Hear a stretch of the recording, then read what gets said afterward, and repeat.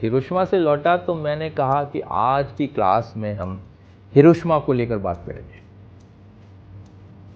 मैंने रीता जी जैसे ही ये कहा, एक लड़का खड़ा हुआ, सर हम हिरोशिमा के बारे में कोई बात नहीं करेंगे, हम हिरोशिमा को याद भी नहीं करना चाहते, कृपया आप हिरोशिमा के बारे में कोई बात मत कीजिए। मैं सन्न रह गया कि ये कैसे लोग हैं कि इस ट्रेजेडी को याद नहीं करना चाहते।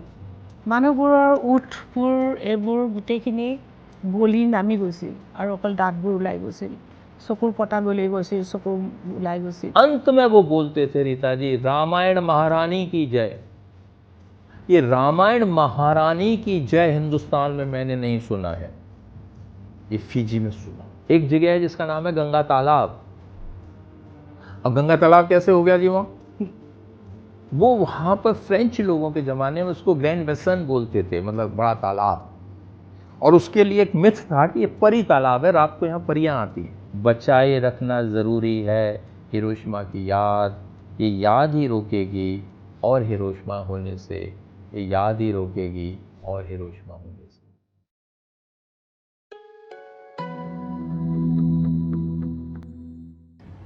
প্ৰিয় বন্ধুসকল, আজি এটা আচৰিত সংযোগত মোৰ এজন অতি পুৰণি বন্ধু আজি আমাৰ ঘৰলৈ আহিছে।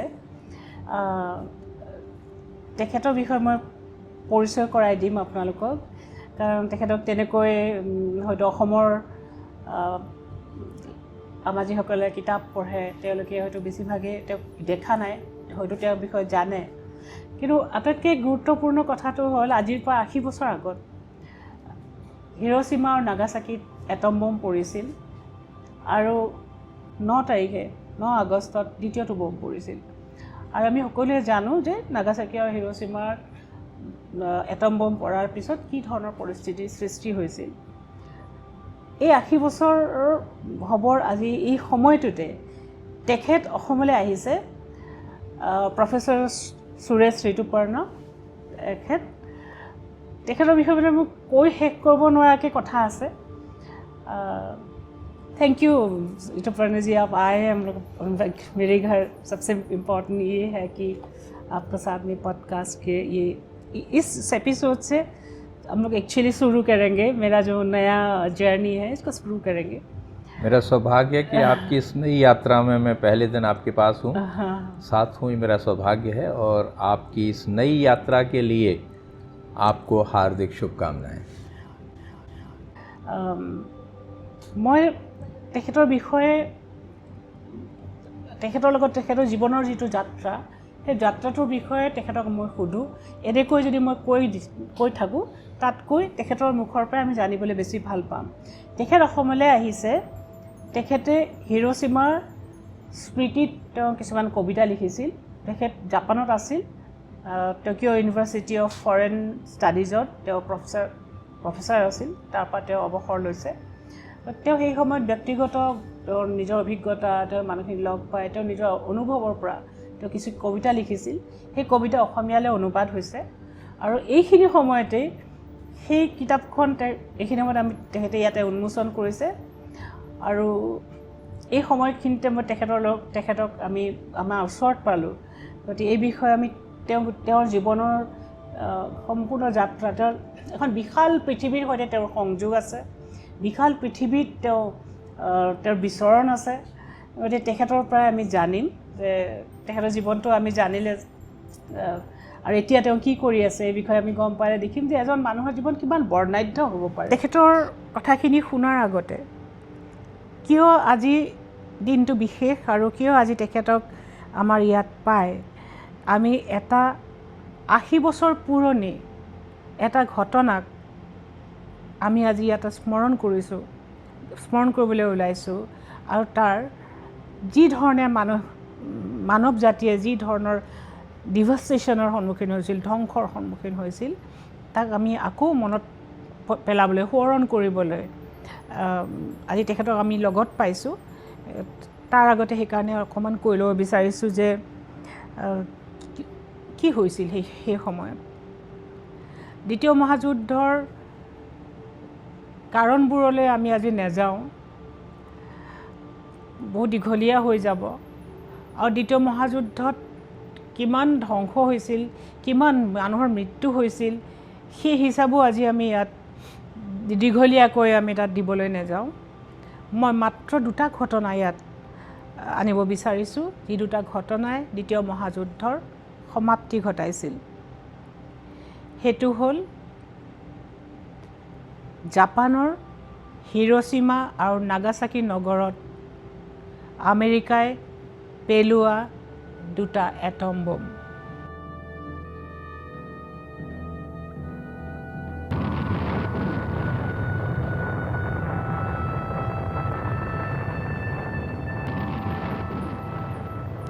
এটাৰ নাম দ্য লিটল বয় আৰু এটাৰ নাম দ্য ফেট মেন। এই দুটা বোমৰ নাম এনেকৈ ৰখা হৈছিল। সেই কাহিনীবোৰ অকণমান আপোনালোকক মই ক'ম। আজিৰ পৰা বহুত বছৰ আগত, প্ৰায় 20 বছৰমান আগতে মই জাপানলৈ গৈছিলোঁ। জাপানলৈ যাওঁতে তেতিয়া মই নাগাচাকিলৈ গৈছিলোঁ এবাৰ। নাগাচাকিলৈ যাওঁতে নাগাচাকি মিউজিয়ামত সোমাইছিলোঁ। যিবোৰ মুহূৰ্তই মোক আজি মনুষ্যত্বৰ দিশলৈ আগবাঢ়ি যাবলৈ মোক অনুপ্ৰাণিত কৰিছে বা মোক পথ দেখুৱাইছে, তাৰ ভিতৰত যেনেকৈ মাকাম আছে, তাৰ ভিতৰত যেনেকৈ এতিয়া লিখি থকা বিষয়টো আছে, তেনেকৈ সেই নাগাচাকি মিউজিয়ামটোৱেও মোক শিকাইছিল। মই নাগাচাকি মিউজিয়ামত সোমাওঁতে মই যিজনী মানুহ আছিলোঁ, ওলাই আহোঁতে মই সেই একেজনী মানুহ নাছিলোঁ। যেনেকৈ মাকাম লিখিবলৈ আৰম্ভণিত মই যিজনী মানুহ আছিলোঁ, মাকাম লিখি শেষ কৰাৰ পিছত মই এজনী বেলেগ মানুহলৈ ৰূপান্তৰিত হৈছিলোঁ। এই ৰূপান্তৰৰ পথত আটাইতকৈ বিশেষ সেই দিনটোৰ কথা আজি আমি মনত পেলাম। আজিৰ পৰা 80 বছৰ আগত 6 আগষ্টত আৰু 9 আগষ্টত, 6 আগষ্টত হিৰোশ্বিমা নগৰত আৰু 9 আগষ্টত নাগাচাকি নগৰত এটম বোম পৰিছিল। আৰু সেই এটম বোমৰ তাৰ যিটো প্ৰতিক্ৰিয়া, তাৰ যিটো ধ্বংস, তাৰ বিধ্বংসী শক্তি, সেইটো আমি কল্পনাও কৰিব নোৱাৰোঁ। তাৰে কিছুমান আপোনালোকে বা আমি সকলোৱে কিছুমান দেখা পাওঁ, তাৰ কিছুমান ভিডিঅ' দেখা পাওঁ, যিবোৰ ছাৰ্ভাইভাৰ আছে, তাৰ যিবোৰ মানুহ বাচি গৈছিল, তেওঁলোকৰ কথাৰ পৰা আমি জানো যে কি হৈছিল এইখিনি সময়ত। কিন্তু মই যেতিয়া নাগাচাকি মিউজিয়ামলৈ গৈছিলোঁ, তাত মই কিছুমান বস্তু দেখিছিলোঁ আৰু সেই মুহূৰ্তত মোৰ মনৰ ভিতৰত যিটো আলোড়নৰ সৃষ্টি হৈছিল, যিটো বিষণ্ণতাৰ সৃষ্টি হৈছিল, যিটো মই যিটো হেল্পলেছনেছ মই ফিল কৰিছিলোঁ এইখিনি সময়ত, সেইটো মই আজিৰ দিনটোত আপোনালোকক মই ব্যাখ্যা কৰিব নোৱাৰিম আৰু মই চেষ্টাও নকৰোঁ। তাত ভিতৰত মই দেখা সকলো কথাটো মোৰ মনত নাই এতিয়া, যিখিনি মনত আছে। আৰু মোৰ হাতত এখন কিতাপো আছে, যিখন তেওঁলোকে নাগাচাকি মিউজিয়ামৰ পৰা প্ৰকাশ কৰা। তাৰ পৰা মই কিছু বস্তু আপোনালোকক মই দেখুৱাম। যেতিয়া মই তাত সোমালোঁ, তাত সেই সময়ৰ বোম পৰাৰ আগত নাগাচাকি নগৰখন আৰু বোম পৰাৰ পিছত নাগাচাকি নগৰখন, তাৰ বিভিন্ন ফটো আৰু বিভিন্ন ধৰণৰ তাতে স্মৃতি আৰু কিছুমান ভিডিঅ', বিভিন্ন ধৰণৰ কথা সংৰক্ষণ কৰা আছে। তেতিয়া ৰাতিপুৱা 11:02 হৈছিল আৰু নাগাচাকি নগৰখন সকলো মানুহ নিজৰ নিজৰ কামত ব্যস্ত আছিল। সেই সময়ত যেতিয়া বোমটো পৰিছিল, যাৰ নাম ফেট মেন, সেই বোমটো পৰাৰ সময়ত সেই যিখিনি ঠাইত পৰিছিল সেইখিনি ঠাইত গ্ৰাউণ্ড জিৰ' বুলি কোৱা হয়। মই গ্ৰাউণ্ড জিৰ'লৈকেও গৈছিলোঁ। তাৰ আগতে গৈছিলোঁ মিউজিয়ামলৈ, আৰু মিউজিয়ামত সেই টিফিন বক্সবোৰ য'ত ভাত জ্বলি গৈছে, তাৰপিছত যিসকল সেই তাৰে যিটো তাত যিসকল নান আছিল, স্কুলৰ এটা কেথেড্ৰেলত তেওঁলোকৰ গোটেইখিনিত কেনেকৈ তেওঁলোকে যিবোৰ তেওঁলোকৰ ৰজাৰী আছে সেইবোৰ কেনেকৈ একগোট হৈ গৈছিল, পইচাবোৰ কেনেকৈ গলি গৈছিল, কি হৈছিল সেই তাৰ গোটেই ফটোবোৰ তাত আমি দেখিছোঁ। সকলোতকৈ ভয়ংকৰ কথাটো হ'ল মানুহবোৰ গলি গৈছিল, মানুহবোৰৰ ওঠবোৰ এইবোৰ গোটেইখিনি গলি নামি গৈছিল আৰু অকল দাঁতবোৰ ওলাই গৈছিল, চকুৰ পতা গলি গৈছিল, চকুৰ ওলাই গৈছিল, কাঠবোৰ গলি গৈছিল, তাত হাত ভৰিবোৰ সোমাই লাগি ধৰিছিল। আৰু তাৰপিছত মানুহবোৰৰ অসম্ভৱ পিয়াহ লাগিছিল। যিখিনিতো মৃত্যু ঘটিল লগে লগে সেইখিনিতো মৃত্যু ঘটিলেই, তাৰপিছত তাৰ পৰা সেই গলিত অৰ্ধগলিত অৰ্ধদগ্ধ সেই মানুহবোৰে প্ৰচণ্ড পিয়াহত পানী বিচাৰি সেই নগৰৰ পৰা ওলাই গৈ আছিল। আৰু পানীৰ অভাৱত এটোপা পানী নোপোৱাকৈ তাৰে মানুহখিনিৰ মৃত্যু হৈছিল। সেইকাৰণে সেই গ্ৰাউণ্ড জিৰ'ত এটা পানীৰ ফুৱাৰা, এটা দুটা পাখিৰ আকাৰত এটা পানীৰ ফুৱাৰা আছে, সেই পানীৰ পিয়াহত মৃত্যু হোৱা মানুহখিনিৰ স্মৃতিত। তাত মিউজিয়ামৰ ভিতৰত ইমান ডাঙৰ এটা শিল আছিল। সেই শিলটোৱে মোৰ বুকুখন ভাঙি চুৰমাৰ কৰি পেলাইছিল, কাৰণ সেই শিলটো শিল নাছিল, তাত সোমাই আছিল 3টা শিশুৰ মৃতদেহ। তেওঁলোকৰ দেউতাকে সাগৰত পৰ্টত কাম কৰিছিল আৰু দেউতাক তলত আছিল, দেউতাকে তলত কাম কৰি আছিল আৰু তেওঁলোকে ওপৰৰ ঘৰত আছিল আৰু তেওঁলোকৰ মাক বেলেগ চহৰলৈ গৈছিল। 3টা ল'ৰা ছোৱালী সৰু সৰু, তেওঁলোকে খেলি আছিল। যেতিয়া এটম বমটো পৰিল তেতিয়া সিহঁতি ভয় খাই ইটোৱে সিটোক সাৱটি ধৰিলে আৰু তেওঁলোক গলি গ'ল আৰু একাকাৰ হৈ তেওঁলোক এটা শিললৈ ৰূপান্তৰিত হ'ল। আৰু 25 বছৰ পিছত মাক দেউতাকে 25 বছৰ ধৰি সেই শিলটো তেওঁলোকে বুকুৰ মাজত লৈ পাৰ কৰি অৱশেষত তেওঁলোকে শিলটো মিউজিয়ামক দি দিলে। বিভিন্ন ধৰণৰ ফটো মোৰ চকুৰ আগলৈ এতিয়া আহি আছে, যিখিনি মোৰ মনত আছে। তাৰ এটা দেখিছিলোঁ মাকৰ ভৰিখন কাঠটো গলি মাকৰ ভৰিখন সোমাই গৈছে, অকণমান দূৰত সন্তানটো আছে, মাকে সন্তানলৈ হাতখন মেলি দিছে, কিন্তু মাক আগবাঢ়ি যাব নোৱাৰে সন্তানটোক ৰক্ষা কৰিবলৈ। এই দৃশ্যসমূহ যি দেখে, যি বুজে, যি প্ৰত্যক্ষ কৰে, তেওঁলোকে কেতিয়াও নিবিচাৰে যে যুদ্ধ হওক। 80 বছৰ আগত মাত্ৰ 2টা বম পৰিছিল আৰু তাৰপিছত জাপানে ছাৰেণ্ডাৰ কৰিছিল আৰু দ্বিতীয় মহাযুদ্ধৰ অন্ত পৰিছিল। কিন্তু দ্বিতীয় মহাযুদ্ধৰ অন্ত পৰিলেও সেই 2টা নিউক্লিয়াৰ ৱেপনে, 2টা বোমে পৃথিৱীৰ ইতিহাসত, পৃথিৱীৰ ৰাজনৈতিক ইতিহাসত, সামৰিক ইতিহাসত এটা নতুন ধাৰা, নতুন এটা সুঁতি সৃষ্টি কৰিলে। তাৰ এটা টাৰ্ণ ল'লেহি। কিহলৈ টাৰ্ণ ল'লে? Nuclear warfare. পৃথিৱীখন 2টা ভাগত ভাগ হৈ গ'ল, 2টা কেম্পত, আৰু তেওঁলোকৰ মাজত শীতল যুদ্ধ আৰম্ভ হ'ল। আৰু এই শীতল যুদ্ধৰ সময়ছোৱাত আৰু যিটো হয়তো বেলেগ বেলেগ ৰূপত আজিৰ দিনটোতো সেইটো কথা চলি আছে, এইটো ৰাজনৈতিক যিসকল বিশ্লেষক, যিসকলে চায়, যিসকলে মন কৰি আছে, তেওঁলোকে জানে যে দ্বিতীয় মহাযুদ্ধৰ পিছত হোৱা সেই ঘটনাৱলীয়ে বা পৰিৱৰ্তন, পৃথিৱীত কি পৰিৱৰ্তন আনিছিল,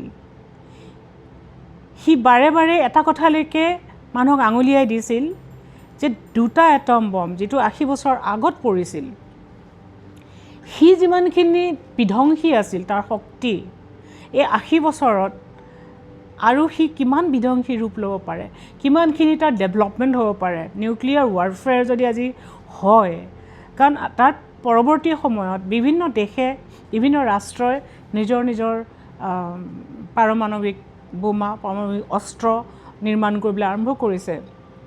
তাৰ বিপৰীতে পাৰমাণৱিক অস্ত্ৰৰ সম্বৰণ কৰিবৰ কাৰণে তাৰ কাৰণেও শান্তিৰ প্ৰয়াস চলি আছে। এইটো এতিয়া নহয়, বহুত আগৰ পৰাই চলি আছে। কিন্তু সামৰিক ক্ষেত্ৰত বা আজিৰ দিনটোতো আমাৰ মনত এটা বহুত গভীৰত এটা শংকা পৃথিৱীখনৰ মনতে হয়তো পৃথিৱীৰ আত্মাৰ মনত সেইটো সোমাই আছে যদি কেতিয়াবা নিউক্লিয়াৰ ৱাৰ হয় তেতিয়াহ'লে কি হ'ব সেইকাৰণে হয়তো এই 80 বছৰত বিভিন্ন যুদ্ধ হৈও ৰাজনীতি বিজ্ঞানৰ ছাত্ৰসকলে বা যিসকলে এই সম্পৰ্কে পঢ়া শুনা কৰি জানিব কিমানবাৰ বিশ্বযুদ্ধ হোৱাৰ মুহূৰ্তৰ পৰা মানুহ উভতি আহিছে দুটা শক্তি উভতি আহিছে তে হিৰোশ্বিমা নাগাসাকি মই যেতিয়া গৈছিলোঁ সেই মিউজিয়ামত তাত তেতিয়া 60 বছৰ হৈছিল নিউক্লিয়াৰ সেই বম পৰাত মই অকল নাগাসাকি দেখিছোঁ কাৰণে মই নাগাসাকিৰ কথাই বেছিকৈ মই বেছি অন্তৰৰ পৰাই মই ভালকৈ ক'বলৈ মোৰ কাৰণে সুবিধা মই যিহেতু ভালকৈ দেখিছোঁ ওচৰৰ পৰা অনুভৱ কৰিছোঁ সেই সময়ত তেতিয়া 60 বছৰ হৈছিল দ্বিতীয় মহাযুদ্ধৰ সেই দিনটো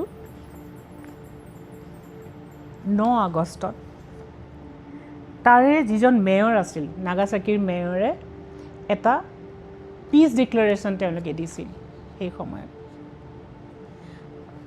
সেই পিচ ডিক্লেৰেশ্যনখন মই লগত লৈ আহিছিলোঁ এইখন পিচ ডিক্লেৰেশ্যন মই তাৰে অকণ পঢ়ি দিছোঁ এতিয়া Today, the bells of Nagasaki echo in the sky, making 60 years since the atomic bombing.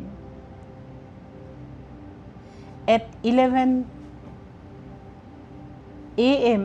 on August 9, 1945, a single atomic bomb was dropped from an American warplane, exploding in this same sky above us, instantly destroying the city of Nagasaki. Some 74,000 people were killed and another 75,000 wounded. Some of the victims never knew what happened. Others pleaded for water as death overtook them. Children so burned and blackened that they could not even cry out, lay with their eyes closed. Those people who narrowly survived were afflicted with deep physical and mental wounds that could never be healed. They continue to suffer from the after effects of the bomb, living in fear of death. মই এইখিনি মই আপোনালোকক আৰু পঢ়ি দিম তাৰপিছত আমি ground জিৰ'লৈ আহিলোঁ গ্ৰাউণ্ড জিৰ'ত সেই যিখিনি ঠাইত বমটো পৰিছিল ঠাইখিনি খালী মই মেখেলা চাদৰ পিন্ধি আছিলোঁ মোক দেখি এগৰাকী জাপানী মহিলা তেওঁ শাৰী পিন্ধি আছিল তেওঁ দৌৰি আহিলে মোৰ ওচৰলৈ তেওঁ ক'লে ইণ্ডিয়া এনেকৈ ক'লে ইণ্ডিয়া সুধিলে নিজৰ মোক যে আপুনি ইণ্ডিয়াৰ পৰা আহিছে নেকি মই ক'লোঁ হয় তাৰপিছত তেওঁ ক'লে যে মই ভাৰতত পঢ়িবলৈ গৈছিলোঁ এটা এক্সচেঞ্জ প্ৰগ্ৰামত ষ্টুডেণ্ট এক্সচেঞ্জ প্ৰগ্ৰামত মই ভাৰতলৈ গৈছিলোঁ আৰু ভাৰতৰ মই সেই তেতিয়াই সেইখিনি সময়ৰ কথা মানে বিশ্বযুদ্ধৰ পিছৰ সময়ৰ কথা গৈছিলোঁ আৰু মই ভাৰতৰ মই প্ৰেমত পৰি গৈছোঁ ভাৰতক মই বহুত ভাল পাওঁ সেইকাৰণে ভাৰতৰ মই শাৰী লৈ আহিছোঁ মাজে মাজে মই পিন্ধোঁ আজি ইয়ালৈ পিন্ধি আহিছোঁ আৰু তেওঁ লগত মই অলপ সময় কথা পাতিলোঁ তেওঁ ক'লে যে আমি সেই ঘটনাটো আমি পাহৰি যাব বিচাৰোঁ আৰু আমাৰ হাতত দুটা পথ আছিল এটা আছিল আমি প্ৰতিশোধ লোৱা আৰু এটা আছিল নিজক সংশোধন কৰা আৰু ক্ষমা কৰি দিয়া আমি প্ৰথম পথটো নললোঁ আমি নীৰৱ হৈ গ'লোঁ আৰু আমি নিজক সংশোধন কৰিলোঁ আৰু আমি শান্ত সুস্থিৰ এটা শান্তিময় জীৱনৰ পথ আমি জাপানীজসকলে গ্ৰহণ কৰিলোঁ আজি যি জাপান আপোনালোকে দেখিছে যিবোৰ মানুহ আমি দেখোঁ সেই মানুহখিনি বিশ্বযুদ্ধৰ আগত ঠিক তাতকৈ বেলেগ আছিল তেওঁলোক। কিন্তু তেওঁলোকে ইমান ডাঙৰ এটা তেওঁলোকে শ্বক পালে, তেওঁলোকে ইমান ডাঙৰ আঘাত পালে যে তেওঁলোকে জীৱন সম্পৰ্কে নতুনকৈ ভাবিবলৈ তেওঁলোকে বাধ্য হ'ল। আৰু তাৰ পিছতেই তেওঁলোকৰ জীৱন ধাৰা সলনি হৈ পৰিল। আজি 80 বছৰ সম্পূৰ্ণ হৈছে।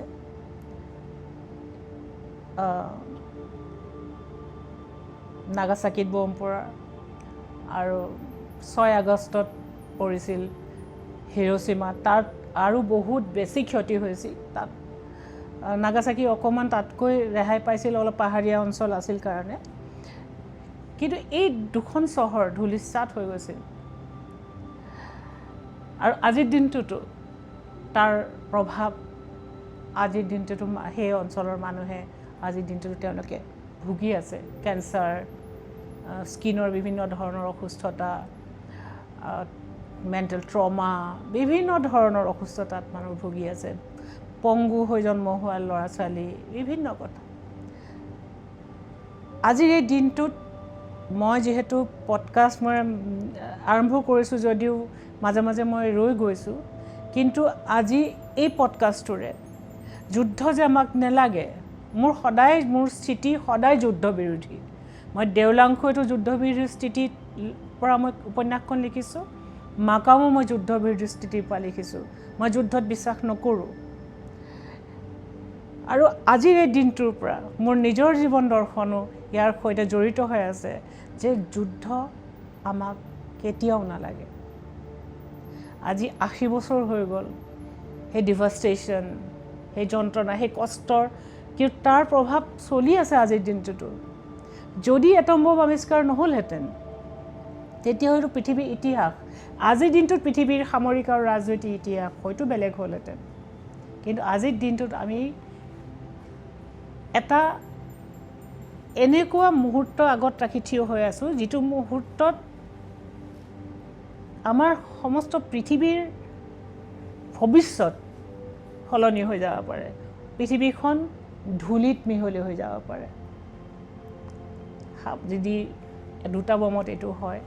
আজিৰ দিনত ইমান ডেভেলপড নিউক্লিয়াৰ পাৱাৰৰ ক্ষেত্ৰত যদি ৰাষ্ট্ৰবোৰ নিউক্লিয়াৰ যুদ্ধত নামে, তেতিয়াহ'লে আমাৰ পৃথিৱীখন কি হ'ব সেইটো আমি কল্পনাও কৰিব নোৱাৰোঁ। সেইকাৰণে কেতিয়াও মই আপোনালোকক, আমাৰ যিসকলে ইয়াত যুদ্ধ লাগে বুলি কয়, মই বুজি পাওঁ তেওঁলোকৰ চেণ্টিমেণ্ট, তেওঁলোকক খং উঠে, বেয়া লাগে যেতিয়া আমাৰ নাগৰিকক যেতিয়া বাহিৰৰ পৰা আহি সন্ত্ৰাসবাদী হত্যা কৰে, তেতিয়া আমাৰ কিমান কষ্ট হয়, আমাৰ কিমান খং উঠে। কিন্তু আমি সদায় চেষ্টা কৰিব লাগে যাতে ৰাজনৈতিকভাৱে এই সমস্যাবোৰ সমাধান হয়। সমাধানৰ সূত্ৰ বিচাৰিব লাগে, আৰু সমাধানৰ সূত্ৰ বিচাৰোঁতে আমি আগত আমাৰ গোটেই পৃথিৱীৰ নিৰাপত্তা, শান্তি আৰু স্থায়িত্বৰ কথা আমি ভাবি পেলাই আমি কামবোৰ আগবঢ়াই নিব লাগে। सो ऋतुपर्णा जी, हम लोग जानना चाहते हैं कि आपका जो जीवन का जो जर्नी है आपका, उसके बारे में। आपका लाइफ कुछ अलग ही है। मैंने इतना लोग से मिले हुए हैं दिल्ली में, लेकिन आप जैसा तो कोई नहीं है जिनका इतना सारे इंटरनेशनल लेवल पर, स्पेशली हिंदी भाषा के साथ रिलेटेड जो भी काम है, ऐसा कोई नहीं है। तो आज इतने दिन के बाद आपसे मिली, तो मेरे जो दर्शक है, जो मेरा रीडर्स है, सब लोग जानना चाहेंगे आपके बारे में। तो मुझे तो थोड़ा थोड़ा पता है, आपने बताया था, हम जानते हैं, फिर भी आपका मुँह से सुनने से और भी अच्छा लगेगा। बताइए आपका। और तेखर 20খনতকৈ বেছি কিতাপ প্ৰকাশ হৈছে। তেখেত কবি, তেওঁ आप नाट्यकार भी है ना, नाट्यकार, कवि, लेखक, और তেওঁৰ ফটোগ্ৰাফিটো তেওঁৰ চখ আছে, গতিকে আমি সেইখিনি সকলো কথা জানিম। आप बताइए ऋतुपर्णा जी। रीता जी, मैं ये जानता हूँ कि कोई भी व्यक्ति अपने बारे में कुछ नहीं जानता। वो जो भी जानता है वो दूसरों के निगाहों के माध्यम से जानता है। मैं क्या हूँ मुझे नहीं मालूम, लेकिन आप मुझे इतना सम्मान देती हैं, स्नेह देती हैं, इसके लिए मैं आपका आभारी हूँ। आपने कहा है कि मैं अपने बारे में कुछ बताऊँ, तो मोटी मोटी बातें कुछ मैं बताता हूँ जो आपके दर्शकों के लिए हैं। मैं दिल्ली विश्वविद्यालय में पढ़ता था। सन 1965 में मैं हिंदू कॉलेज में पढ़ने गया था। 1970 में मैंने वहाँ से एमए हिंदी में किया और कुछ समय के बाद मैं उसी हिंदू कॉलेज में लेक्चरर हो गया और मैंने वहाँ 32 साल तक साहित्य और भाषा को पढ़ाया। मेरा सौभाग्य था कि मुझे सन 88 से 88-92 के बीच में ट्रिनिडाड एंड टोबैगो में भारत सरकार ने एक डिप्लोमेटिक असाइनमेंट पर भेजा था। क्या पोस्ट तो मैं ट्रिनिडाड में मैं था वहाँ पर। मैं वहाँ पर एजुकेशन और इंडियन कल्चर का काम देखता था एम्बेसी में। और ये अजीब सा नियति का खेल है कि सन 1980 में भारत सरकार ने मुझे चुना था ट्रिनिडाड जाने के लिए कि मैं वहाँ पर जाकर के university of the West Indies में हिंदी का कोर्स शुरू करूँ। लेकिन किसी एक महत्वाकांक्षी व्यक्ति ने मेरे ऊपर एक झूठा इल्ज़ाम लगा करके और मुझे नहीं जाने दिया सन 80 में। लेकिन सन 88 में मुझे डिप्लोमेट बना के उसी देश में भेजा गया जहाँ मैं 8 साल पहले जा रहा था। तो ये प्रारब्ध है, नियति है, इसको कोई बदल नहीं सकता। तो मेरा सौभाग्य था कि मैं वहाँ गया। और जब मैं जुलाई में गया हूँ, 15 अगस्त 1988 के दिन जब हम अपनी एम्बेसी के अंदर सारे लोगों को, बड़े लोगों को बुलाकर उनका सम्मान करते हैं इंडिपेंडेंस डे पर, तो वहाँ की यूनिवर्सिटी के वाइस चांसलर मैक्स रिचर्ड भी आए थे, जो बाद में वहाँ के राष्ट्रपति भी बने। तो उनसे मेरी बात हुई। हम अधिकारी होने के नाते उनका स्वागत करना हमारा काम था। तो ऐसे ही उन्होंने कहा कि डॉक्टर ऋतुपर्णा, अंग्रेजी में बातें करते थे लेकिन मैं हिंदी में बोलूँगा कि मैं बहुत दिनों से सोच रहा हूँ कि मेरी यूनिवर्सिटी में हिंदी का प्रोग्राम शुरू हो। भारत सरकार कहती है भेज रहे हैं, किसी को नहीं भेजती है। मैं मन ही मन सोचने लगा कि वो व्यक्ति तो मैं ही था जो आ रहा था, लेकिन नहीं आ सका। तो मैंने उनको ये विश्वास दिलाया कि देखिए, अब मैं एम्बेसी में हूँ और उस काम को देख रहा हूँ जो एजुकेशन से जुड़ा है, इसलिए मैं आपको भरोसा दिलाता हूँ कि अगले साल से आप अपने यहाँ हिंदी का प्रोग्राम शुरू कर सकें। मेरा भाग्य देखिए कि तभी हमारे एम्बेसडर चलते हुए आए कि 2 प्रोफेसर क्या बात कर रहे हैं, professor max Richard, professor Rituparna. तो उन्होंने कहा कि excellency, I am very happy, doctor Rituparna promised me that from next year I will start my Hindi program in the University of the West Indies. I am very happy today. Then my ambassador said, why from next year? Why not from this year? Excellency, from this year how I can start? I don't have the resource person. Then my ambassador started laughing and said, you don't know, Dr. Rituparna is a full-fledged professor of Hindi. I will depute him to your university and he will start the Hindi program. So in 1988, I started Hindi teaching program in the University of the West Indies for the first time. And it's a wonderful experience for me. So this is my journey, starting like that. But before that, I was in Fiji also in 1982. And I was aware of the Indian diaspora for the first time in a big level. Anyway, तो Trinidad में जब ये हम काम कर रहे थे तो वहाँ बहुत सारा हिंदी का काम बाकी था। हिंदी बोलना भूल गए थे लोग, वो चाहते थे कि हिंदी पढ़ें किसी तरह। और ये जो है, जो हिंदी डायस्पोरा है, उसके बारे में किसी को, सबको शायद पता नहीं होगा। जी जी, थोड़ा सा क्यों हिंदी उसमें इतना इम्पोर्टेंट है मैं बताता हूँ। ये एक लंबी कहानी है, लेकिन अब हम कभी आएंगे दोबारा तो इसकी लंबी सीरीज करेंगे। 1834 में जब इमेंसिपेशन हो गया और गुलामी प्रथा खत्म हो गई, तो जो ब्रिटिश कॉलोनीज थी, मॉरिशस, ट्रिनिडाड, गयाना, ये सब जगह, और डच कॉलोनी थी सूरीनाम जो बाद में बना, और फिजी भी ब्रिटिश कॉलोनी थी, और मॉरिशस में फ्रेंच डोमिनेंस था। तो फ्रेंच, डच एंड ब्रिटिश जो कॉलोनीज थी चारों तरफ फैली हुई, इनमें गन्ने की खेती होती थी। और उस गन्ने की खेती के लिए जो किसान वहाँ काम करते थे वो सारे ये गुलाम लोग थे और अफ्रीका से लाए हुए लोग थे। तो जब इमेंसिपेशन हो गया, अब्राहम लिंकन ने जब इसको साइन कर दिया, तो इन लोगों ने कहा हम काम नहीं करेंगे। तो वहाँ पर खेतीहर मजदूरों की कमी हो गई। भारत में ईस्ट इंडिया कंपनी थी, तो ब्रिटिश कंपनियों ने कहा कि हम हिंदुस्तान से लोगों को लाते हैं। तो एक इन्होंने नया, एक सेकंड काइंड ऑफ स्लेवरी शुरू की, इंडियन इंडेंचर लेबर सिस्टम, जिसको शर्तबंदी प्रथा भी कहते हैं हिंदी में। और इसको चूंकि हमारे जो मजदूर गए वो पढ़े लिखे नहीं थे, तो उनसे कहते थे कि ये साइन करो एग्रीमेंट, तो अंगूठा लगा देते थे। उनको एग्रीमेंट कहना भी नहीं आता था, तो उनसे कोई पूछता था तुम कहाँ जा रहे हो, क्यों जा रहे हो, बोला कि गिरमिट में जा रहा हूँ, एग्रीमेंट गिरमिट हो गया। तो इस तरह से हिंदी 1835 से मॉरिशस में पहली बार गई और फिर वहाँ से उनकी मेहनत, उनका पसीना पूरी दुनिया के लोगों ने जाना, तो उन्होंने कहा हमको भी हिंदुस्तानी लोग चाहिए। तो मॉरिशस के बाद ब्रिटिश कॉलोनी थी बड़ी गयाना, उस गयाना के अंदर हमारे भारतीय लोग गए। जब उन्होंने वहाँ अच्छा काम किया तो ट्रिनिडाद वालों ने कहा कि हमको भी दीजिए, तो फिर ट्रिनिडाद जाने लगे। फिर ये डच कॉलोनी थी सूरीनाम, तो डच लोग थे, तो उन्होंने कहा हमको भी चाहिए, तो सूरीनाम जाने लगे। फिर वहाँ से जो मॉरिशस में एक सर गॉर्डन करके वहाँ के वो होते थे एडमिनिस्ट्रेटर, वो गए फिजी, तो उन्होंने कहा हिंदुस्तानी लोगों ने बहुत अच्छा काम किया था मॉरिशस में, उनको बुलाइए, तो फिजी में लोग चले गए। तो इस तरह से लगभग 60-70 साल तक भारतीय लोग बाहर जाते रहे, लाखों की संख्या में पहुंच गए।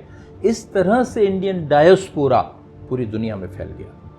और फिर इन लोगों में जो चौथी पीढ़ी, पांचवी पीढ़ी के लोग आए, तो उन्होंने अपनी भावनाएं भी व्यक्त की, लेखन भी किया। मन्युअनत वगैरह, कमला प्रसाद मिश्र फिजी के, ज्ञान अधीन सूरीनाम के, श्रीनिवासी हिंदी में लिखते थे, इन्होंने हिंदी में लिखा। वो जो हिंदी है डायस्पोरा हिंदी, हम लोग का जो मेन स्ट्रीम हिंदी से थोड़ा सा अलग जी हाँ, है। वो अलग है, क्योंकि ये सारे लोग भोजपुर के इलाके से गए, बिहार से और उत्तर प्रदेश के अवध इलाके से गए।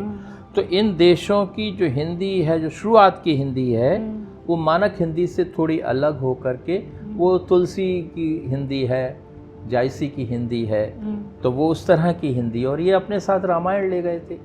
उस राम कथा को पढ़ पढ़ करके इन लोगों ने अपने कठिन दिन काटे थे, दिन भर काम करते थे, पसीना बहाते थे। अभिमन्यु अनंत का एक उपन्यास है लाल पसीना, तो लोग कहेंगे कि इससे लाल पसीना कैसे हो गया भाई, पसीना तो वो लाल नहीं होता है। तो मैंने एक बार अभिमन्यु से पूछा मॉरिशस में, तो उन्होंने कहा कि इतने कोड़े पड़ते थे हमारे बाप दादों के, पुरखों के, कि उनकी पीठ से खून बहने लगता था, तो वो जो पसीना निकलता था वो उस खून से मिलके लाल रंग का हो जाता था। इसलिए मैंने इस उपन्यास का नाम रखा है लाल पसीना। तो बहुत तकलीफ़ उठाई, और मेरा सौभाग्य है कि मैं मॉरिशस में 3 साल रहा, मैं ट्रिनिडाद में 4 साल रहा। उस दौरान मैं गयाना, सूरीनाम भी गया, फिजी भी गया। तो एक तरीके से मैं उन सौभाग्यशाली लोगों में हूँ जिन्होंने इन 5 डायस्पोरिक कंट्रीज़ को जाकर के देखा है, उन लोगों को समझा है। ये मेरा भाग्य है। आप बहुत कनेक्टेड है उन लोग जी से। जी जी, मुझे भी। और इनके बीच में काम करने में बहुत मज़ा आया, क्योंकि इनको जो हिंदी पढ़ाना है या साहित्य पढ़ाना है या भारतीय संस्कृति पढ़ाना है, वो हमारे और चीज़ों से बिल्कुल अलग है, क्योंकि संस्कृति उनके खून में मिली हुई है। अंग्रेज उपनिवेशवादियों ने इनकी हिंदी को छीन लिया, इसलिए हिंदी नहीं बोल पाते, लेकिन मन ही मन खून में इनके हिंदी है। मुंह से, जुबान से बहुत जगह निकल गई, जैसे ट्रिनिडाद में नहीं बोलते, लेकिन धार्मिक पद्धतियों के हिसाब से ट्रिनिडाद में जितना काम होता है हमारे हिंदुस्तान में नहीं होता। आज भी वहाँ मंदिरों में महिलाएं जाती हैं तो वो ओढ़नी डाल करके और उस तरह के कपड़े पहन के जाएंगे, पुरुष जाएंगे कुर्ता पजामा पहन करके जाएंगे, कोई जीन वीन पहन के नहीं जाता। तो उन्होंने अपनी संस्कृति को प्रिजर्व करके रखा है। आज भी ट्रिनिडाद में रामलीला होती है, वहाँ पर बहुत ज़बरदस्त रामायण यज्ञ होते हैं 9-9 दिन के। दिवाली बहुत अद्भुत बनाते हैं, और दिवाली पर मैं आपको क्या बताऊं मेरे साथ क्या हुआ। मैं जब गया जुलाई 1988 में, जब ट्रिनिडाद पहुंचा, तो मेरी पहली दिवाली आ गई 3-4 महीने के बाद।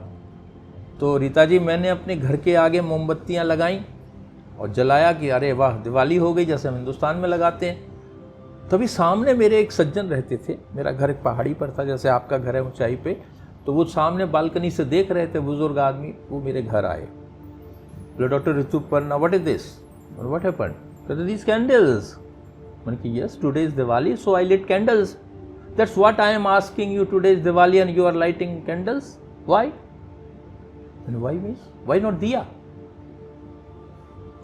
बोलन महाराज, you know I am living here 20,000 kilometers away from India, from where I will get diyas? Oh, I understood. Yes, okay, see you.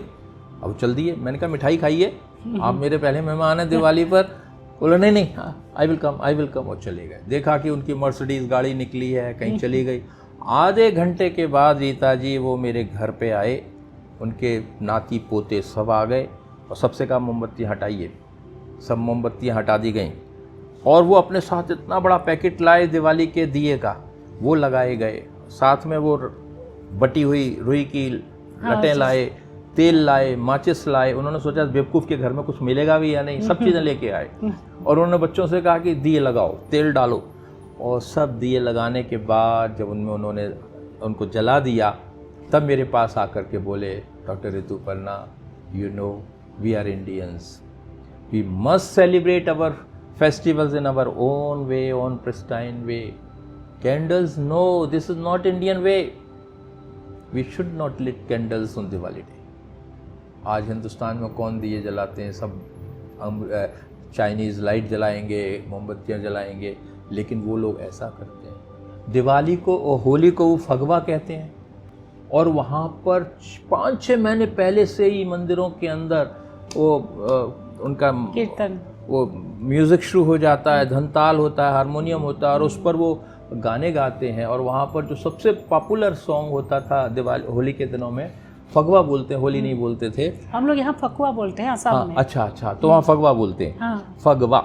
तो वो कहते थे, आज अवध में होली खेले रे रघुवीरा, और सारे देश में जहाँ जाओ वहीं पे रघुवीर होली खेल रहे हैं। तो मेरे मन में सवाल उठा, मैं तो मथुरा का हूँ, मेरे कृष्ण जी यहाँ पर हलवाई क्यों नहीं होली खेल रहे हो? तो राधा कृष्ण की होली ज़्यादा महत्वपूर्ण मानी जाती है। तो फिर बाद में मेरी समझ में आया कि ये सारे लोग अवध प्रांत के हैं, तो इनके आराध्य तो भगवान राम हैं, तो उन्हीं को होली और फगवा का अधिकार है। तो इसलिए आज अवध में होली खेलने रघुवीरा के गीत ज़्यादा सुनाई देते थे, ब्रजभाषा के नहीं सुनाई पड़ते। जोड़ दिया उसको।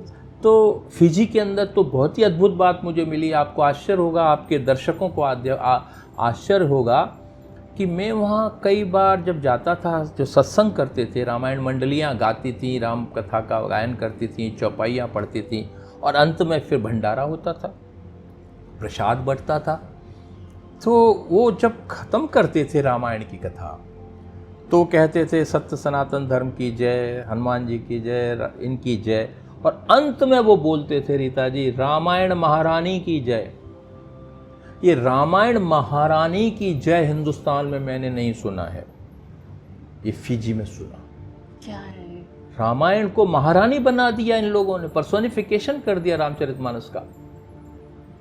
उनके लिए रामायण किताब नहीं है, वो महारानी है। तो मैं बड़ा हैरान हुआ कि इन्होंने इसको महारानी क्यों कहा। तो मैं जब उनके वहाँ के आर्काइव में काम कर रहा था, तो मुझे पता चला कि जब यहाँ हिंदुस्तानी लोग आए थे, उसके 4 या 5 साल पहले क्वीन विक्टोरिया ने फिजी का राज्य अपने हाथ में ले लिया था। तो हर काम होने लगा ऑन हर मैजेस्टी सर्विस, महारानी विक्टोरिया। तो विक्टोरिया के नाम पर होता था।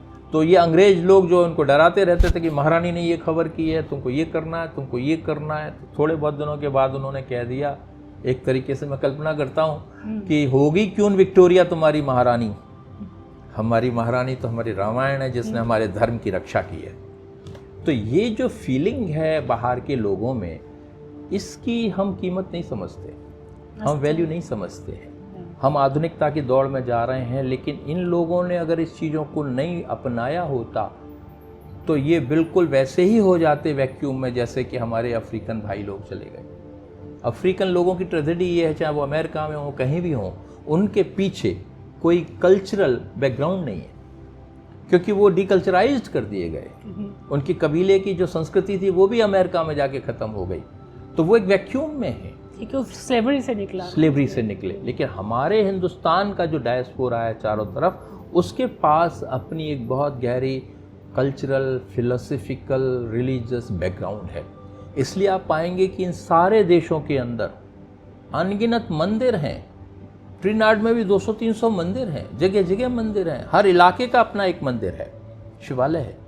मॉरिशस में मैंने देखा कि वहाँ पर जो महाशिवरात्रि है वो सबसे बड़ा त्यौहार है, और 7-8 दिन तक वहाँ पर कांवड़ निकलते हैं, और बहुत बड़े बड़े कांवड़ निकलते हैं, कंधे पे ले जाने वाले नहीं होते हैं, उनके रेलू लगे होते हैं नीचे, वो खिसकते चलते हैं, बड़ा स्ट्रक्चर होता है उसका, रथ यात्रा जैसा, और वो सैकड़ों में निकलते हैं। और हर एक गांव का अपना एक कावड़िया होगा, वो उसको ठेलता हुआ लाता है, और 5-5, 6-6, 10-10, 15-15 किलोमीटर चल के वो आते हैं। और जाते कहाँ हैं?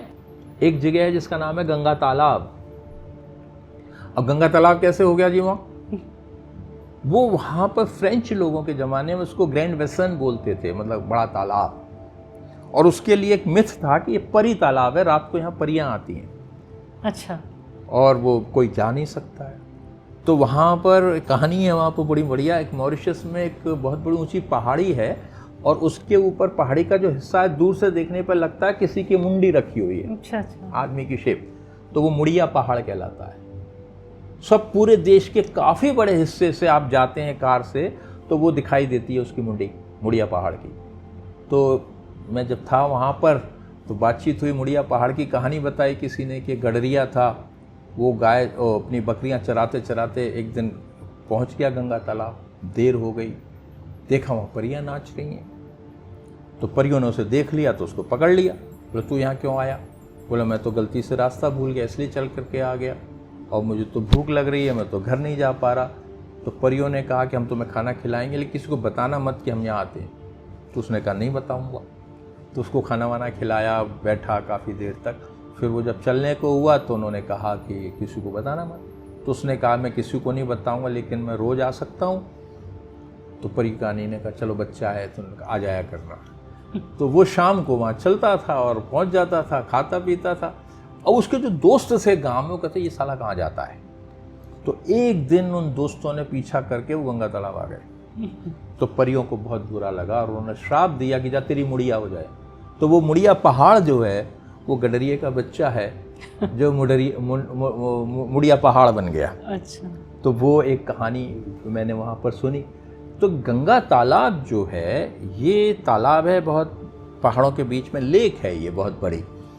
तो जब वहाँ पर शिवसागर राम गुलाम 1962 में आज़ादी के बाद प्राइम मिनिस्टर बने, और मेरे ख्याल से 1-2 साल के बाद या सन 75 के आसपास, ये तारीखें याद नहीं है, इंदिरा गांधी वहाँ गए।